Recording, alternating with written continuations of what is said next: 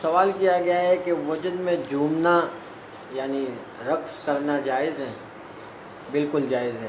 وجد کبھی رقص کرنے یا ایک پاؤں پر دوڑنے کی صورت میں ظاہر ہوتا ہے، جیسے حضرت علی کرم اللہ تعالی وجہہ اور حضرت سیدنا جعفر طیار رضی اللہ تعالی عنہ اور زید بن حارثہ رضی اللہ تعالی عنہ وجد کی حالت میں ایک پاؤں پر دوڑے تھے۔ یہ بھی وجد کے باعث ہوا۔ امام سیوطی رحمۃ اللہ علیہ نے لکھا ہے کہ یہ صوفیہ کے رقص کی اصل ہے۔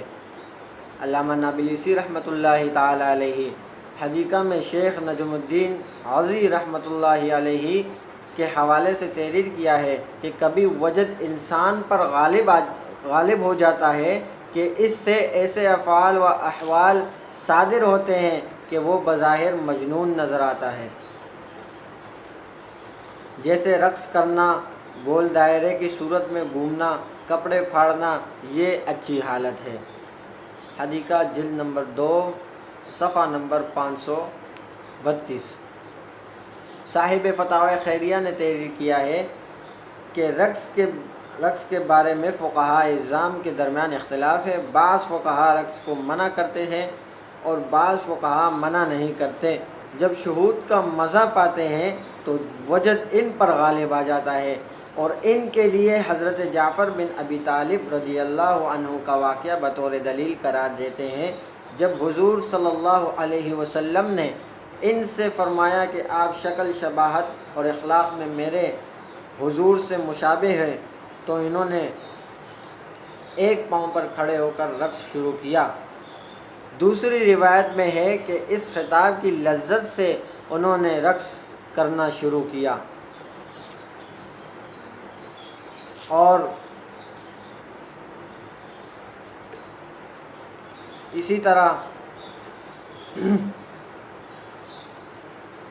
علامہ بلکینی اور علامہ برہان الدین انباسی فرماتے ہیں کہ صاحب حال مغلوب ہے اور اس کا منکر محروم ہے، اس لیے کہ اس نے تواجد کی لذت نہیں دیکھی، اور عشق حقیقی کا جو مشروب ہے وہ منکر کو نصیب نہیں ہوتا۔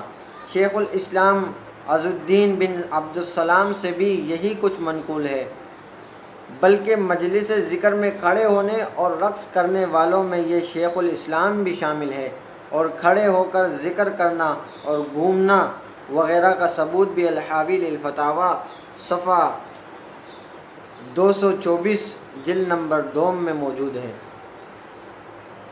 اسی طرح علامہ ابن عابدین شامی رحمۃ اللہ تعالی علیہ نے بیان فرمایا، مجموع رسائل جلد نمبر 1 صفحہ نمبر 173 اور فتاوی شامی جلد نمبر 3 صفحہ نمبر 307 پر وجد مع تواجد اور رقص وغیرہ کا ثبوت ملتا ہے۔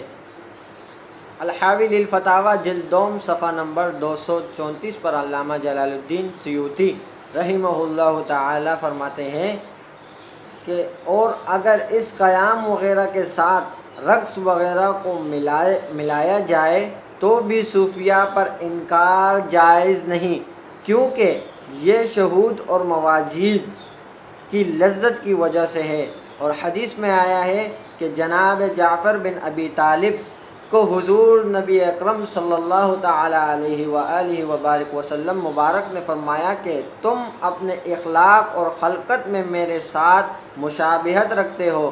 تو یہ سن کر انہوں نے حضرت حضور علیہ الصلوۃ والسلام کے سامنے رقص کیا، یعنی ناچنے لگے، تو آپ نے منع نہ فرمایا اور نہ انکار فرمایا، جو جواز کی دلیل ہے۔ یاد رہے کہ اسی حدیث کو صوفیاء کرام کے وجد، تواجد اور رقص کی اصل دلیل قرار دیا گیا ہے۔